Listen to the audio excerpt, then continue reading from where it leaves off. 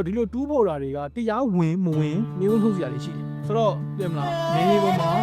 ချိန်နေကြည့်ပြီးတော့လုပ်နေကြတာပဲပေါ့နော်ချီဖွေဘက်မှာဆိုလို့ရှိရင်ရွှေလင်းတို့အမိခံထားတဲ့ရေရှက်တူတွေနေလည်းအများကြီးရှိတယ်ဆိုပြီးတော့လည်းလင်းနေထွက်တယ်ဆိုတော့ထားပါတော့နော် geopolitics အကြောင်းတွေပါလေးထားပါတော့ရေရှားတူတွင်းနေမှာရေရှားတူးတဲ့ process တွေကိုနည်းနည်းရှင်းကြတူးပေါ်ရေးမှာသူက leaching လို့ခေါ်တဲ့ புத்தாண்டு chemical တွေသုံးပြီးတက်တူရိုင်းဆင်းပြီးထုတ်ပါတယ်ဒီလူကကန်တွေတူးပြီးတော့အဲ့ဒီကန်တွေကအမှုကြီးတွေသုံးလို့ရကောင်းတယ်အဲ့ဒါကြီးရောနေတဲ့ရေရှားတူရိုင်းတွေအစစ်ကြီးအများကြီးဖြစ်ပြီးတော့ချက်ပြောင်းလုပ်လိုက်တာနေထိုင်သွားတဲ့အဖြစ်တွေကိုဒီခုပြန်ပေးလိုက်တဲ့အခါမှာသူကတရုတ်ကိုတင်ရောင်းတဲ့ရေရှားတူ பழைய ஆண்டு மறைந்து போகும்போது புதியது விடியும் பகல்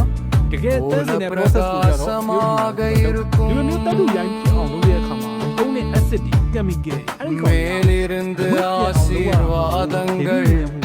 နေအောက်ကို மழையாக ပုံ பொழியட்டும் ကျင်ကတောက်သုံးရရင်းမြစ်တွေ இதயத்தை அமைதியாலும் ဒီလိုမျိုး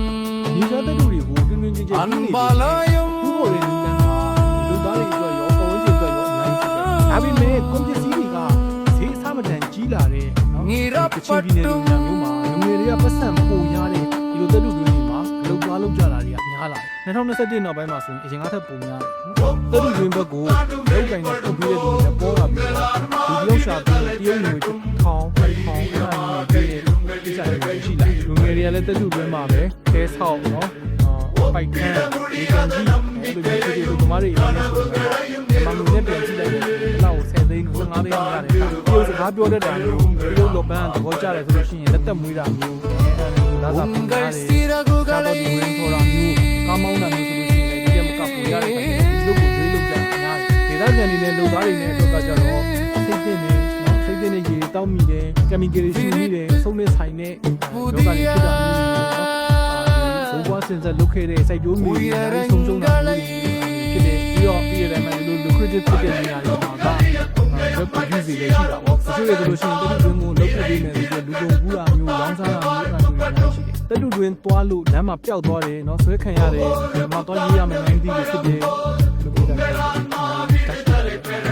ရင်း energy ရဲ့နောက်ွယ်မှာချီဖွေနဲ့ပန်လာဒေတာကစိတ်တဲ့တက်တူကန်တွေအများကြီးရှိတယ်ကာဗွန် emission မရှိတဲ့တက်စစ်ကားတွေရဲ့အနောက်မှာအဓိကတောက်သုံးရည်နဲ့တောင်ယာစိုက်ပျိုးမဲ့ပြည်တွေဆုံးရှုံးသွားတဲ့ရွာတွေရှိတယ်နောက်နိုင်ငံတွေအတွက် green energy future ကြီးကကြားလို့ကောင်းတယ်ဆိုပေမဲ့သူတို့လိုချင်တာရဖို့အတွက်မြန်မာနိုင်ငံလိုမျိုးမဖွံ့ဖြိုးသေးတဲ့နိုင်ငံလေးတွေမှာပတ်ဝန်းကျင်ကြီးကြိုက်မှုတွေလူ့ခွင့်ရေးချိုးဖောက်ခံရမှုတွေအဲ့ဒါကြီးတွေပေးဆက်ပြီးတော့သူတို့ရဲ့ green energy future ကြီးကိုထောက်ပြရတယ်။ဒါဆိုရင်တကယ် green energy future အတွက်ဆင်းရဲပြီးတော့တရားစတဲ့ကျွေးဝါတဲ့နိုင်ငံတွေကိုထိခိုက်မရှိဘဲနဲ့လုပ်လို့ရတဲ့နည်းလမ်းရှိတယ်။အဓိကကျတဲ့တင်များကတော့ recycle လုပ်တာ။နှစ်စဉ်နှစ်တိုင်းကမ္ဘာပေါ်မှာအသုံးမလိုတော့တဲ့ဆွန့်ပစ်လိုက်တဲ့ electronic ပစ္စည်းတွေအားလုံးဒီလိုပစ္စည်းတွေအောက်တွေမှာပါတဲ့ရေစက်တွေကို recycle လုပ်ပြီးတော့ပြန်သုံးလို့ရအောင်လုပ်နေကြပါမယ်။ဘာလုံးတိုင်းတာနဲ့ဆိုလို့ရှိရင်ဒီ recycle လုပ်နေတာက6%ပဲရှိတယ်။လက်ရှိသုံးနေတဲ့အပူကိုသုံးပြီးတော့ recycle လုပ်တာနဲ့ရေကိုသုံးပြီးတော့လုပ်တဲ့နည်းပညာတွေနဲ့မှလည်း energy တွေရေတွေရန်ကုန်နဲ့တက်တာမျိုးရှိတယ်။ပြီးတော့ဒီ toxic water နဲ့ရေဖြစ်စေနိုင်တဲ့ dioxin ဓာတ်ငွေတွေလည်းနောက်အရေးပါတဲ့ဒီကနေရှားတက်တူစားပေါ့နော်တခြားတက်တူတွေဘယ်လိုစားသုံးလို့ရမှာလဲ Estonian လို့ European လို့အဲ့လိုမျိုးတက်တူတွေကအဲ့အစားထိုးနေတာရှားရဆိုရင်အားလာရှိတဲ့တက်တူတွေကိုတော့အဆက်စီလုပ်နေကြတာရှိတန်လိုက်တွေကနေရှားတက်တူတွေအစားပေါ့အကောင်ကြီးထိခိုက်ရနေပြီးတော့ performance ဆင်တူတဲ့ iron nitride တို့ manganese aluminum carbide တို့အဲ့လိုမျိုးတက်တူတွေကိုလည်းသုံးဖို့စူးစမ်းနေကြတယ်